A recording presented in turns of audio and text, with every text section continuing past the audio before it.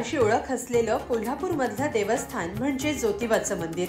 पण तुम्हाला माहिती आहे का, ज्योतिबा मंदिराच्या स्थापनेसाठी भाजप नेते ज्योतिरादित्य सिंधिया यांच्या घराण्याचा मोठा हातभार आहे।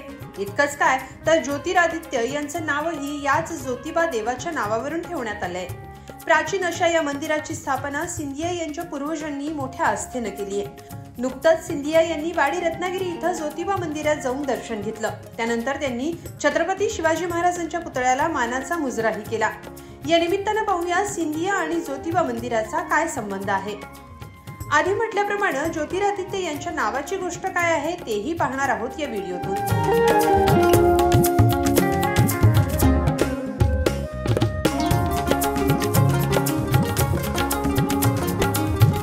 भाजप नेते ज्योतिरादित्य सिंधिया यांनी महाराष्ट्रातल्या प्रमुख देवस्थानांमध्ये जाऊन दर्शन घेतलं। यात तुळजापूरची तुळजाभवानी, पंढरपूरमध्ये विठ्ठल रुक्मिणी मंदिर, बीडमधला हजरत मंसूर शाह दर्गा, कोल्हापूरचं अंबाबाई मंदिर आणि ज्योतिबा मंदिर इथं ज्योतिरादित्य सिंधिया यांनी भेट दिली आणि देवदर्शनही केलं। पण तुम्हाला माहिती आहे का, वाडी रत्नागिरी इथं असलेलं ज्योतिबाचं मंदिर हे ज्योतिरादित्य सिंधिया यांच्या पूर्वजांनी बांधलंय। ज्योतिरादित्य सिंधिया यांच्या घराण्याचं ज्योतिबा हे कुलदैवत आहे।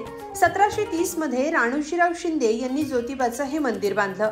या देवळा शेजारी केदारेश्वराचं देवालय आहे।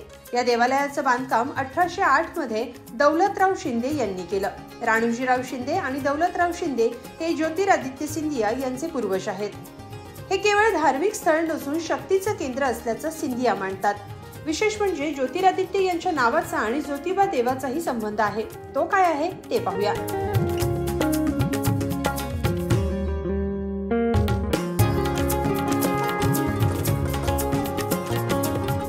ज्योतिरादित्य यांच्या जन्मानंतर त्यांच्या नामकरणाबद्दल चर्चा सुरू होती।